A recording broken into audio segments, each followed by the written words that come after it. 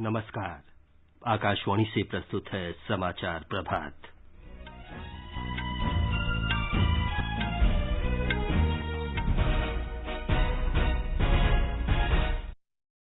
केंद्र ने कोविड के अत्यधिक मामले वाले 9 राज्यों से नियंत्रण क्षेत्रों पर विशेष ध्यान देते हुए जांच तेज करने को कहा। सरकार ने विमान यात्रा किराए बढ़ाने पर लगी रोक 24 नवंबर तक बढ़ाई। वंदे भारत मिशन के अंतर्गत एयर इंडिया 53 देशों से 2.5 लाख भारतीयों को स्वदेश लाया। डाक विभाग ने सभी लघु बचत योजनाओं का विस्तार डाकघर शाखा स्तर तक किया। और भारत का विदेशी मुद्रा भंडार सर्वोच्च स्तर 517 अरब 63 करोड़ 70 लाख डॉलर का हुआ। समाचार प्रभात में अपने सहयोगी निखिल कुमार के साथ मैं विमलेंदु पांडे। केंद्र ने कोविड के अत्यधिक मामले वाले 9 राज्यों से कहा है कि नियंत्रण क्षेत्रों में विशेष ध्यान देते हुए जांच के काम में तेजी लाए। ये 9 राज्य हैं आंध्र प्रदेश, बिहार, तेलंगाना, ओडिशा, पश्चिम बंगाल, असम, कर्नाटक, झारखंड और उत्तर प्रदेश। इन राज्यों में रोगियों की संख्या सबसे अधिक है। एक रिपोर्ट। कोविड-19 महामारी के प्रभावी रोकथाम और प्रबंधन के लिए केंद्र और राज्यों की समन्वित रणनीति के तहत कैबिनेट सचिव ने कल इन 9 राज्यों के मुख्य सचिवों और स्वास्थ्य सचिवों के साथ वीडियो कॉन्फ्रेंस के माध्यम से उच्च स्तरीय समीक्षा बैठक की। कैबिनेट सचिव ने स्वास्थ्य सचिवों और अधिकारियों के साथ कोविड के मामले बढ़ने और इससे निपटने के उपायों की विस्तृत समीक्षा की। कुछ राज्यों में जांच की रफ्तार धीमी होने पर चिंता व्यक्त की गई। बैठक में कहा गया कि मामलों का जल्दी पता लगाने और संक्रमण के फैलाव को रोकने के लिए जांच का काम तेज होना चाहिए। राज्यों को सलाह दी गई कि स्वास्थ्य के बुनियादी ढांचे पर खास ध्यान दिया जाए। राज्यों से पर्याप्त संख्या में बिस्तरों, ऑक्सीजन और वेंटिलेटर की उपलब्धता सुनिश्चित करने के लिए भी कहा गया है। कैबिनेट सचिव ने कहा कि संक्रमण के जोखिम वाली जनसंख्या और विशेष रूप से बुजुर्गों और अन्य बीमारियों से ग्रस्त लोगों का पता लगाया जाना चाहिए। केंद्र और राज्यों के बीच कोविड-19 के प्रबंधन की सक्रिय और समन्वित रणनीति का ही परिणाम है कि देश में कोविड-19 से स्वस्थ होने वाले लोगों की संख्या बढ़ रही है और मृत्यु दर धीरे धीरे कम हो रही है। समाचार कक्ष से बलवीर सिंह गुलाटी। स्वास्थ्य मंत्री डॉक्टर हर्षवर्धन ने कहा है कि भारत विश्व के उन देशों में शामिल है जहां प्रति 10 लाख की जनसंख्या पर कोविड मरीजों की संख्या और मृत्यु दर सबसे कम है। उन्होंने कहा कि अब मरीजों के ठीक होने की दर 63.45% और मृत्यु दर 2.3% है। शंघाई सहयोग संगठन के स्वास्थ्य मंत्रियों के सम्मेलन में डॉक्टर हर्षवर्धन ने कहा कि देश में पहले पीपीई किट का एक भी निर्माता नहीं था, लेकिन पिछले कुछ महीनों में ही देश ने इसके विनिर्माण की क्षमता हासिल कर ली। उन्होंने कहा कि भारत ने निगरानी और स्वास्थ्य संबंधी बुनियादी ढांचे में सुधार सहित सभी आवश्यक कदम समय से उठाए हैं।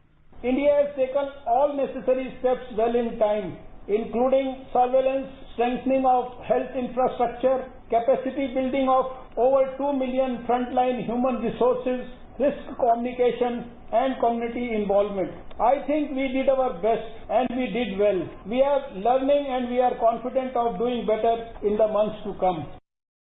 स्वास्थ्य मंत्री ने पारंपरिक भारतीय चिकित्सा पद्धति पर बल देते हुए कहा कि कोविड काल में इसने लोगों की रोग प्रतिरोधक क्षमता बढ़ाने में महत्वपूर्ण योगदान दिया है। The Indian traditional system of medicine has also contributed substantially in boosting the immunity of general population. Such complementary medicine systems are widely practiced in all member states of our Shanghai Cooperation Organization.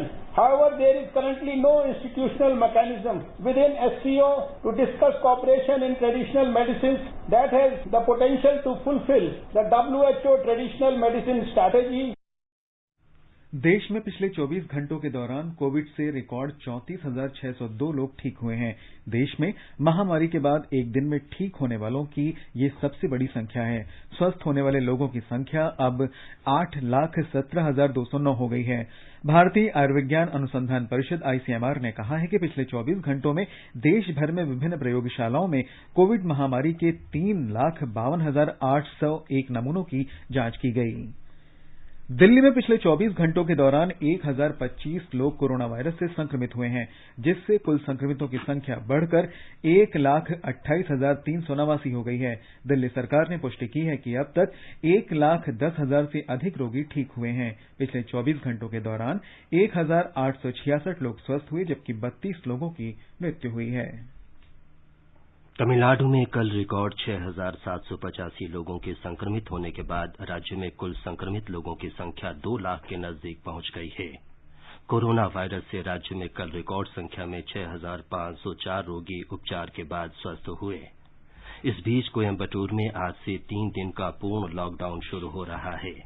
हमारी संवाददाता ने बताया है कि चेन्नई में Covid से उपचार के बाद ठीक होकर 69 पुलिसकर्मी अपनी ड्यूटी पर लौट आए हैं। चेन्नई में कोविड-19 संक्रमण से स्वस्थ होने के बाद संयुक्त आयुक्त सहित 69 पुलिसकर्मी कल ड्यूटी पर लौट आए। 14 दिन की अनिवार्य क्वारंटीन अवधि पूरी करने के बाद अग्रिम पंक्ति के योद्धाओं के रूप में उन्होंने अपना कार्यभार फिर से संभाल लिया है। शहर के आयुक्त महेश कुमार अग्रवाल और अन्य वरिष्ठ अधिकारियों ने उनका स्वागत किया। चेन्नई में 1,616 पुलिसकर्मी अब तक कोरोना संक्रमित हो चुके हैं और उनमें से 1,188 स्वस्थ होने के बाद काम पर लौटे हैं। इस महामारी से जूझने के दौरान अपनी जान गंवाने वाले 4 पुलिसकर्मियों का आभार व्यक्त करते हुए शहर उन्हें याद कर रहा है। चेन्नई से जयसिंह की रिपोर्ट के साथ समाचार कक्ष से वीरेंद्र कौशिक। हिमाचल प्रदेश सरकार ने कोविड के अत्यधिक संक्रमित 4 इलाकों में इस महीने की 28 तारीख तक पूर्णबंदी लागू करने का फैसला किया है। इन इलाकों को पूरी तरह सील कर दिया जाएगा और कोरोना वायरस के संक्रमण के मामलों और संक्रमित लोगों के संपर्कों का पता लगाने के काम में तेजी लाई जाएगी। जिन क्षेत्रों में लॉकडाउन घोषित किया गया है वे हैं सिरमौर जिले का ददाऊ और नाहन का गोविंदगढ़ मोहल्ला, जहां पिछले कुछ दिनों में करीब 122 लोग कोविड पॉजिटिव पाए गए हैं। वहीं दूसरी ओर सोलन जिले के बद्दी, बरोटीवाला और नालागढ़ क्षेत्र में आज शाम 6 बजे से 28 तारीख तक लॉकडाउन रहेगा, जबकि मंडी जिले की लंबा थाज ग्राम पंचायत 2 दिनों के लिए पूर्ण रूप से सील रहेगी ताकि कॉन्टैक्ट ट्रेसिंग की जा सके। अनलॉक 2 के दौरान प्रोटोकॉल मानदंड के उल्लंघन के कारण ये सभी क्षेत्र कोविड के हॉटस्पॉट हुए हैं। इस बीच कोविड-19 के मामलों में तीव्र वृद्धि को देखते हुए राज्य सरकार ने बाहर से आने वाले मजदूरों के लिए 7 दिन का अनिवार्य संस्थागत क्वारंटाइन और कोविड टेस्टिंग करने का फैसला लिया है। संजीव सुंदरियाल, आकाशवाणी समाचार, शिमला। मध्य प्रदेश में पिछले 24 घंटों में 736 नए कोविड मरीज मिलने के साथ ही राज्य में कोविड मरीजों की संख्या बढ़कर 26,210 हो गई है। एक दिन में संक्रमण के शिकार 11 रोगियों की मृत्यु के साथ ही इस महामारी के कारण मरने वालों की संख्या 791 हो गई है। राज्य के स्वास्थ्य बुलेटिन के अनुसार पिछले 24 घंटों में अस्पतालों से 507 कोरोना वायरस रोगियों को छुट्टी दी गई है। इसके फलस्वरूप राज्य में स्वस्थ हुए लोगों की संख्या बढ़कर 17,866 हो गई है। अच्छी बात यह भी है कि गुरुवार से 13 जिलों में कोरोना वायरस संक्रमण का कोई नया मामला सामने नहीं आया है। मध्य प्रदेश में अब 7,553 सक्रिय मामले हैं। सबसे ज्यादा प्रभावित इंदौर में संक्रमित मामलों की कुल संख्या 6,556 है, जबकि भोपाल जिले में 4,977 और ग्वालियर में कोविड-19 के 1,921 मरीज हैं। राज्य में 2,839 एक्टिव कंटेनमेंट क्षेत्र भी हैं। उधर उज्जैन में मास्क और शारीरिक दूरी का पालन नहीं करने के मामले में पकड़े गए 300 से अधिक लोगों को लगभग 3 घंटे तक अस्थायी जेल में रखा गया। साथ ही उन्हें यह शपथ भी दिलाई गई कि वे मास्क पहनेंगे और सभी नियमों का पालन करेंगे। संजीव शर्मा, आकाशवाणी समाचार, भोपाल। केंद्रीय सशस्त्र पुलिस बल के जवानों में कोरोना संक्रमण के काफी मामले सामने आ रहे हैं। छत्तीसगढ़ में 300 से ज्यादा जवान कोरोना पॉजिटिव पाए गए हैं। इनमें से अधिकतर जवान छुट्टी से लौटे थे, जिन्हें पृथकवास में रखा गया है। पिछले एक सप्ताह में बल के 80 से अधिक कर्मियों में कोरोना संक्रमण की पुष्टि हुई है। सीमा सुरक्षा बल के महानिरीक्षक JSND प्रसाद ने बताया कि जवानों के कोरोनाग्रस्त होने का माओवादियों के खिलाफ चलाए जा रहे अभियानों पर कोई असर नहीं होगा। कोरोना एक हमारे लिए बहुत बड़ा चैलेंजिंग समस्या बन गई है। उसके लिए हम कोरोना जो प्रोटोकॉल का जो इंस्ट्रक्शंस है हम स्ट्रिक्टली एनफोर्स कर रहे हैं, जैसा मास्क लगाना और सैनिटाइजर इस्तेमाल करना और सोशल डिस्टेंस रखना। इस तरह हम इंस्ट्रक्शन पास कर रहे हैं। कोशिश करते हैं कि जितनी भी लोग छुट्टी से वापस आते हैं उनको क्वारंटाइन या फर्दर रिकवरी यही करवा के हम आगे भेजने का, क्योंकि फील्ड एरिया को हम इनसे अलग रखने के लिए कोशिश कर रहे हैं। गुजरात में कोविड महामारी से स्वस्थ होने की दर में सुधार हुआ है और अब ये 72.40% हो गई है। राज्य के स्वास्थ्य विभाग ने बताया कि पिछले 24 घंटे में 872 रोगियों को उपचार के बाद छुट्टी दी गई। स्वस्थ होने वाले लोगों की संख्या अब 38,830 हो गई है। राज्य में कल कोविड-19 के 1,068 नए मामले सामने आए। इसके साथ ही कोविड संक्रमितों की संख्या बढ़कर 53,631 हो गई है। राज्य के स्वास्थ्य विभाग ने कहा है कि 1,068 नए मामलों के साथ गुजरात दैनिक मामलों की संख्या में देश में 10वें स्थान पे है। सूरत जिले में सबसे अधिक 309 नए मामले और 12 मौतों की पुष्टि हुई है, जिसके बाद अहमदाबाद में 176 नए मामले सामने आए हैं। सूरत में कोविड-19 के कुल मामलों की संख्या 11,693 हो गई है। राज्य में हर दिन लगभग 15,000 परीक्षण किए जा रहे हैं। 26 मरीजों की मौत के बाद राज्य में महामारी के कारण मरने वाले मरीजों की संख्या 2,283 हो गई है। राज्य में कोरोना वायरस के अभी 12,518 सक्रिय मामले हैं, जिनमें से 83 वेंटिलेटर पे है। अपर्णा खून, आकाशवाणी समाचार, अहमदाबाद।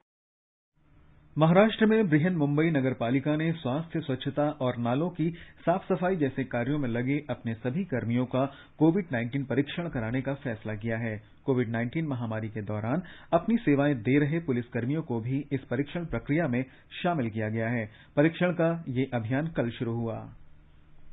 जम्मू कश्मीर में पिछले 3 सप्ताह के दौरान कोरोना संक्रमण बढ़ने के कारण श्रीनगर में स्वास्थ्य केंद्रों में रोगियों की संख्या बढ़ रही है। कश्मीर के स्वास्थ्य सेवा निदेशक से कहा गया है कि कश्मीर घाटी के जिलों से पूरी तरह जांच के बाद भेजे गए रोगियों को ही श्रीनगर के श्रेणी 1 के स्वास्थ्य केंद्रों में भर्ती किया जाए। ब्यौरा हमारे संवाददाता से।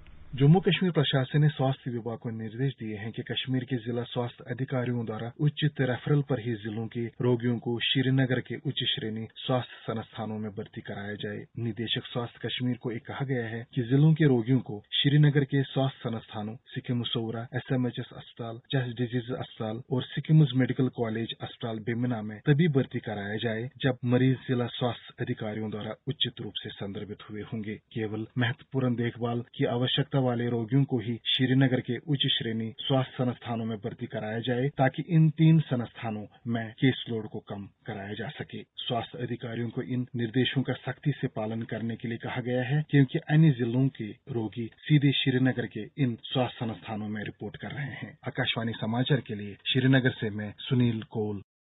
सर्दी जुकाम भी कोविड के लक्षणों में से एक है और मौसम बदलने के साथ ही जिन लोगों में ये लक्षण हैं उन्हें डर रहता है कि वे भी कोरोना वायरस से संक्रमित हो सकते हैं।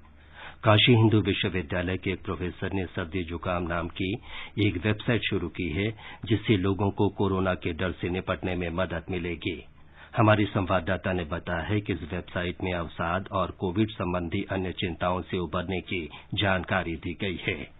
एक ऐसी वेबसाइट जो उन लोगों के लिए खास तौर पर तैयार की गई है जिन्हें सामान्य सर्दी जुकाम होने पर कोरोना संक्रमित होने का डर सताता है, और ये उनकी भी मदद करती है जो क्वारंटीन में हैं और सिर्फ चिंता और उदासी की वजह से ठीक होने में ज्यादा समय ले रहे हैं। काशी हिंदू विश्वविद्यालय के न्यूरोलॉजिस्ट प्रोफेसर VN मिश्रा ने इन सारी समस्याओं के लिए सर्दीजुकाम.com नाम की वेबसाइट तैयार की है। आकाशवाणी से बातचीत में उन्होंने कहा कि वेबसाइट में क्वारंटीन कवच जैसी कई और जानकारियां हैं। विश्व का कोविडोमीटर है वो लगा हुआ है, भारत का कोविडोमीटर लगा है, जिलेवार भी आप इसमें अपना देख सकते हैं कि कोविड की क्या स्थिति है। एक इसमें सेल्फ असेसमेंट मीटर भी है जिसमें आप खुद भी असेस कर सकते हैं। आप क्वारंटाइन कवच में जा सकते हैं। जो ये 14 दिन या 10 दिन का जो टाइम है, इसमें आप बोर न हो, कुछ नया सीखें, कुछ संगीत सीखें, चित्रकारी सीखें, कुछ गौरव गाथा सुने, क्विज भी इसमें है। इस वेबसाइट के अलावा लोग कोविड से जुड़ी जानकारियों के लिए इसी नाम से मौजूद मोबाइल ऐप की भी मदद ले सकते हैं। वाराणसी से मनोज त्रिपाठी के साथ सुशील चंद्र तिवारी, आकाशवाणी समाचार, लखनऊ। कोविड-19 पर आकाशवाणी के लाइव फोन इन कार्यक्रम में मौलाना आजाद मेडिकल कॉलेज में चिकित्सा सलाहकार डॉक्टर नरेश गुप्ता ने केंद्रीय प्रदूषण नियंत्रण बोर्ड के दिशा निर्देशों के अनुरूप कोविड संक्रमित मरीजों के चिकित्सा अपशिष्ट निपटान प्रक्रिया के बारे में बताया है। घर में अगर कोई आइसोलेशन में है जिसका कोविड टेस्ट पॉजिटिव है, उसकी जितनी भी चीजें हैं, चाहे मास्क हो, चाहे ग्लव्स हो, चाहे इस्तेमाल करी हुई चीजें हो, वो सारी की सारी CPCB ने कहा है, हमारे बायोमेडिकल वेस्ट डिस्पोजल रेगुलेशंस हैं जो कि नए आए हैं पिछले 2 साल में, और उसमें है कि येलो बैग इनको दिया जाता है जहां पे कोविड का मरीज हो, उसमें रख के उसको डिस्पोज करा जाता है सरकार द्वारा। आकाशवाणी का समाचार सेवा प्रभाग आज अपने फोन इन कार्यक्रम में कोविड-19 पर विशेष परिचर्चा प्रसारित करेगा। श्रोता स्टूडियो में टोल फ्री नंबर 1800-115767 पर कॉल करके विशेषज्ञ से सवाल पूछ सकते हैं। श्रोता 0112331444 पर भी सवाल पूछ सकते हैं। ये कार्यक्रम रात 9:30 से FM गोल्ड और अतिरिक्त मीटरों पर सुना जा सकता है। ये कार्यक्रम हमारी वेबसाइट newsonair.com और हमारे YouTube channel news on AIR official पर भी उपलब्ध रहेगा। Mobile app news on AIR से भी अपडेट लिए जा सकते हैं। भारत कोविड-19 पर नियंत्रण पाने के लिए वैक्सीन विकसित करने में वैश्विक प्रयासों में अग्रणी देशों में शामिल है। सरकारी एजेंसियों ने निजी भागीदारों के साथ मिलकर कोविड वैक्सीन के विकास के लिए आवश्यक अनुमोदन प्रक्रिया के प्रयास तेज कर दिए हैं। स्वदेशी कोविड टीकों के मानव परीक्षण शुरू हो गए हैं, जो कि देश भर में विभिन्न स्तरों पर हैं। इन परीक्षणों के जरिए इन टीकों की प्रभावशीलता की पहचान की जाएगी। भारत बायोटेक और जायडस कैडिला ने सरकार से अनुमति मिलने के बाद अपने टीकों के मानवों पर परीक्षणों की शुरुआत कर दी है। सरकार ने इन टीकों के विकास के लिए सभी आवश्यक सहायता और नियामक प्रक्रिया सुनिश्चित करने का आश्वासन दिया है। आईसीएमआर और भारत बायोटेक ने कोवैक्सीन नामक संभावित कोविड टीके के विकास के लिए हाथ मिलाया है, जबकि जैव प्रौद्योगिकी विभाग ने जायडस के टीके ज़ायकोव-डी के विकास में मदद प्रदान की है। भारत को दुनिया की फार्मेसी माना जाता है और विश्व भर में 60% टीकों की आपूर्ति भारत के जरिए की जाती है। एक शीर्ष भारतीय pharma company serum institute of India ने ऑक्सफोर्ड यूनिवर्सिटी की संभावित कोविड-19 वैक्सीन की 1 बिलियन खुराक की आपूर्ति करने के लिए ब्रिटिश दवा निर्माता एस्ट्राजेनेका के साथ समझौता किया है। मौजूदा समय में यह टीका मानव परीक्षण के तीसरे चरण पर है। भूपेंद्र सिंह, आकाशवाणी समाचार, दिल्ली। आगे बढ़ने से पहले एक नजर फिर से मुख्य समाचारों पर। केंद्र ने कोविड के अत्यधिक मामले वाले 9 राज्यों से नियंत्रण क्षेत्रों पर विशेष ध्यान देते हुए जांच तेज करने को कहा।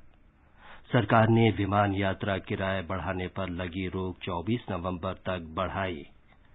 वंदे भारत मिशन के अंतर्गत एयर इंडिया 53 देशों से 2.5 लाख भारतीयों को स्वदेश लाया। डाक विभाग ने सभी लघु बचत योजनाओं का विस्तार डाकघर शाखा स्तर तक किया और भारत का विदेशी मुद्रा भंडार सर्वोच्च स्तर 517 अरब 63 करोड़ 70 लाख डॉलर का हुआ।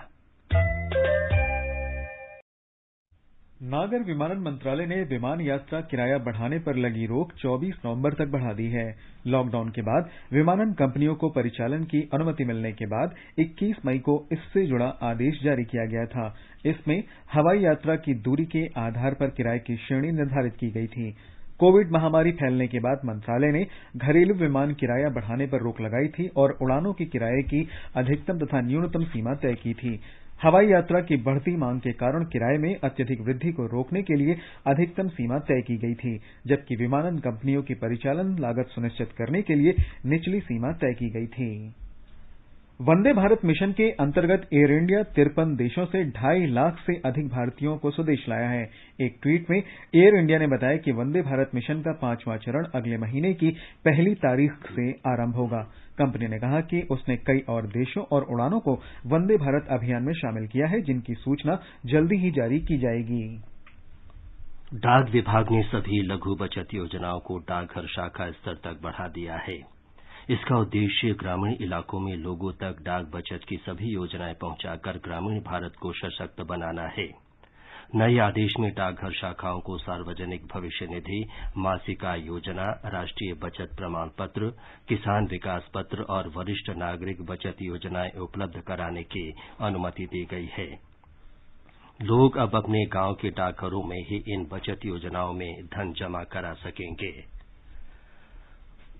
भारत का विदेशी मुद्रा भंडार 17 जुलाई को समाप्त हुए सप्ताह में 1 अरब 27 करोड़ 50 लाख डॉलर बढ़कर 517 अरब 63 करोड़ 70 लाख डॉलर का हो गया।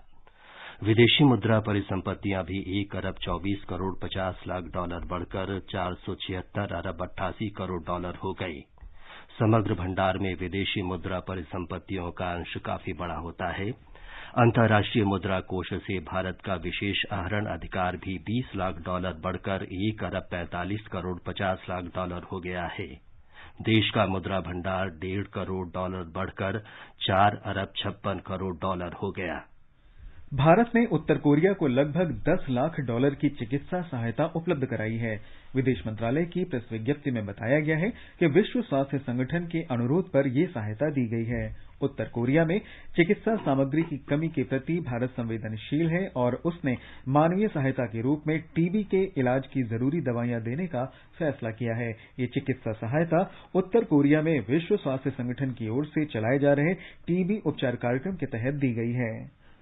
उपराष्ट्रपति एम वेंकैया नायडू ने मातृभाषा में प्रवीणता के महत्व पर जोर देते हुए लोगों से अपील की है कि वे यथासंभव अन्य भाषाएं भी सीखें ताकि सांस्कृतिक विविधताओं और मूल्यों से व्यापक रूप से अवगत हो सकें। उन्होंने कहा कि अन्य भाषाएं सीखने से व्यक्ति की जानकारी का दायरा बढ़ता है और कई तरह के अवसर पैदा होते हैं। अमेरिका के सैन फ्रांसिस्को में आयोजित विश्व तेलुगु सांस्कृतिक महोत्सव को ऑनलाइन संबोधित करते हुए श्री नायडू ने कहा कि भाषा अभिव्यक्ति का साधन मात्र नहीं है, बल्कि ये विभिन्न कालखंडों की संस्कृति और मूल्यों की परिचायक होती है।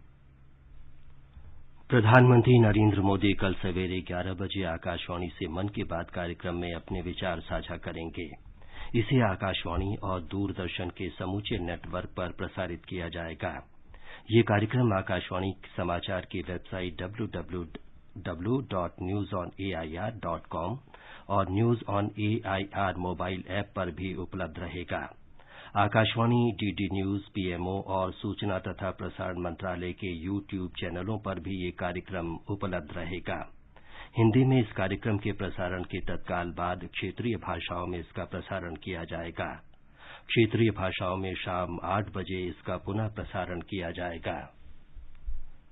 केंद्रीय सड़क परिवहन, राजमार्ग तथा सूक्ष्म, लघु और मध्यम उद्यम मंत्री नितिन गडकरी ने भारत को अधिक मुनाफे के साथ विदेशी निवेश के लिए सबसे अच्छा गंतव्य बताते हुए यूरोपीय निवेशकों से भारत में निवेश का आग्रह किया है। उन्होंने कहा कि सरकार स्वच्छ ईंधन को बढ़ावा दे रही है और एलएनजी पर लंबी दूरी की बसें तथा ट्रक चलाने की दिशा में काम कर रही है। श्री गडकरी वीडियो कॉन्फ्रेंस के जरिए सतत परिवहन और सूक्ष्म, लघु और मध्यम उद्यम के बारे में यूरोपीय आर्थिक समूह के सदस्यों को संबोधित कर रहे थे। श्री गडकरी ने कहा कि ऐसे समय में जब दुनिया कोविड से जूझ रही है, ये विशेष रूप से यूरोप के निवेशकों के लिए भारत में सुरक्षित निवेश करने और अधिक लाभ कमाने का उपयुक्त समय है। ग्रामीण विकास मंत्रालय ने कहा है कि पुनर्गठित प्रधानमंत्री ग्रामीण आवास योजना के तहत घरों का निर्माण कार्य पूरा होने का औसत समय 314 दिन से घटकर 114 दिन रह गया है। प्रधानमंत्री नरेंद्र मोदी ने 20 नवंबर 2016 को वर्ष 2022 तक सभी को आवास उपलब्ध कराने के लिए प्रधानमंत्री ग्रामीण आवास योजना की शुरुआत की थी। इस योजना में वर्ष 2022 तक सभी जरूरी सुविधाओं के साथ 2,95,00,000 लोगों को घर उपलब्ध कराने का लक्ष्य रखा गया। कृषि मंत्रालय ने कहा है कि अब तक 10 राज्यों के 4 लाख हेक्टेयर से अधिक क्षेत्रों में टिड्डी नियंत्रण अभियान चलाया गया है। ये अभियान राजस्थान, मध्य प्रदेश, पंजाब, गुजरात, उत्तर प्रदेश, महाराष्ट्र, छत्तीसगढ़, हरियाणा, उत्तराखंड और बिहार में चलाए गए हैं। असम में बाढ़ के कारण 50,000 से अधिक लोग बेघर हो गए हैं और इस समय राहत शिविरों में शरण ले रहे हैं। मौजूदा बाढ़ से राज्य में करीब 28 लाख लोग प्रभावित हैं तथा बड़ी संख्या में मकान और मवेशी बह गए हैं। बाढ़ से अब तक 96 लोगों की मृत्यु हो चुकी है। राष्ट्रीय उद्यानों और अभयारण्यों का अधिकतर हिस्सा भी जलमग्न है। बिहार सरकार ने बाढ़ग्रस्त इलाकों में राहत कार्यों के लिए केंद्र से हेलीकॉप्टर की मांग की है। राज्य के जल संसाधन मंत्री संजय कुमार झा ने हवाई सर्वेक्षण के बाद कहा कि हेलीकॉप्टर के आज पटना पहुंच जाने की संभावना है। उन्होंने कहा कि इसका इस्तेमाल खाने के पैकेट उपलब्ध कराने के लिए किया जाएगा। एक रिपोर्ट।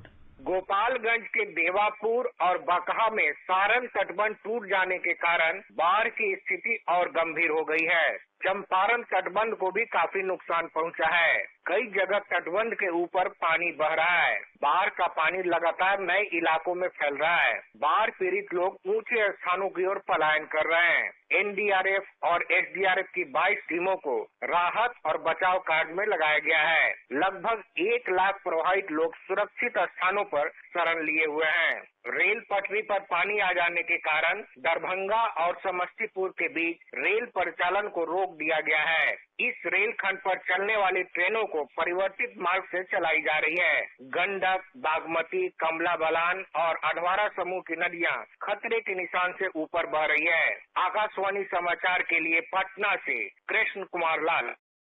और अब एक नजर देश के विभिन्न भागों में आज के मौसम पर।